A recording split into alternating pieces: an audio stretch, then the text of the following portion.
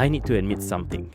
When I ranked the best cities in Malaysia for expats to retire in, I missed two very important cities. And after reading all your comments, I realized this wasn't a small mistake. Now, these two cities don't just belong on the list. For some people, they might actually beat everything I mentioned. So today, let's fix that.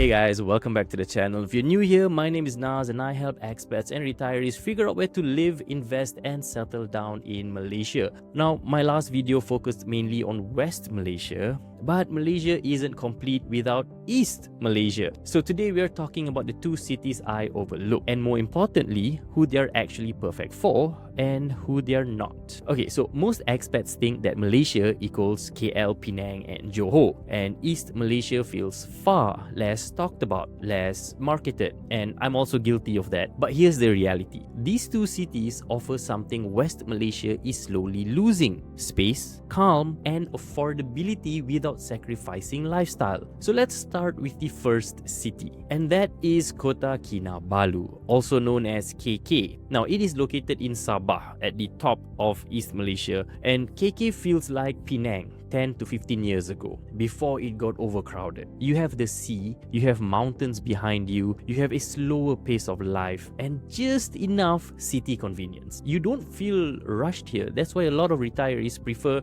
Sabah, right? Sabah and Kota Kinabalu is really nice. There's also one of the tallest mountains in Malaysia there. It's called Kota Kinabalu, right? Mount Kinabalu actually. And Kota Kinabalu is ideal if you want coastal living without island isolation like Penang. You like modern condos with sea views, you want malls, hospitals and an airport nearby, and you prefer casual, outdoorsy living. A lot of retirees love KK because daily life is simple, traffic is very manageable, and you can actually enjoy your day. A lot of the other cities like KL and Penang have very heavy traffic. But let's talk about cost. See, compared to KL or Penang, condos are way cheaper, rentals are more reasonable, and dining out is affordable. You can actually live comfortably here without feeling squeezed. Like $1,000 would get you very far over here as compared to $1,000 in KL or Penang. Now here's the trade-off, and we have to be real about it. KK is not a business hub. It's not nightlife heavy. It's not ideal if you need constant stimulation, right? You have KL for that. This is a retirement city, not a hustle city. Quick side note, and this is important if you are traveling to Malaysia, even for just a few weeks or a few months. You see, long flights, jet lag, new food, new climate, a lot of people get sick in the first 1 or 2 weeks, and that's completely normal. Now, the thing is, Malaysia has excellent private hospitals and clinics, but you don't want to be paying out of your own pocket when something unexpected happens. That's why this video is supported by SafetyWing. It's a travel medical insurance designed for people who are moving around, scouting, or even spending extended amount of time overseas. You can set it up online in just minutes. It works internationally and it gives you peace of mind while you're here figuring things out. I put the link below if you guys want to check it out.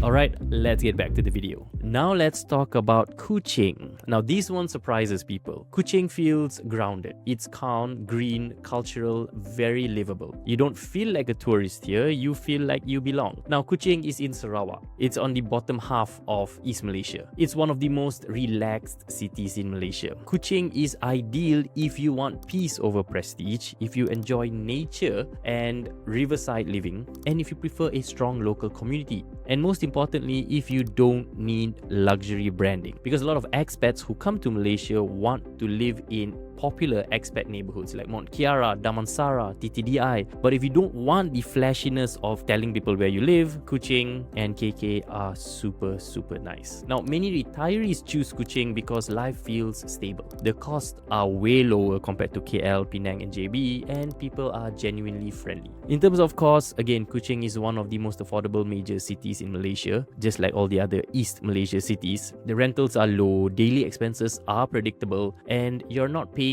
expat pricing everywhere. Now again, the trade-off, Kuching is quiet. It's not flashy, it's not fast-paced. And if you need luxury malls or high-end dining every week, this might feel too slow for you. Now here's how to think about it. If you like Penang, but it feels too crowded, too touristy, or too expensive, then you look at Kota Kinabalu, KK. Now if you liked Ipoh, but it feels too small, too quiet, then look at Kuching. East Malaysia isn't better or worse. It's different. And for the right retiree, this might actually be a smarter choice. Now, Sabah and Sarawak have other cities worth mentioning too. Places like Sandakan, Tawau, Miri, and Cebu can also work for the right retiree. They are quieter, cheaper, and very local. Now, I didn't include them in detail because they are more niche, but they're absolutely valid options depending on your lifestyle. So if you are planning your trip to Sabah or Sarawak, definitely do check these cities out. They might be your best options. So why did I miss these two cities? Well, the truth is, most rankings focus on infrastructure, popularity, familiar names. But I realized that retirement isn't about hype, it's about how your days feel, how calm your routine is, right? And how long your money lasts. That's why these two cities matter. So if you're considering retiring in Malaysia, don't just look at the obvious cities like what I did. And if you're not sure which city actually fits your lifestyle, that's exactly what I help people with. I break this down properly inside my Malaysia relocation guide, and I also offer one-on-one consultations to map out the right city, visa, and housing strategy for you. All the links are in the description, and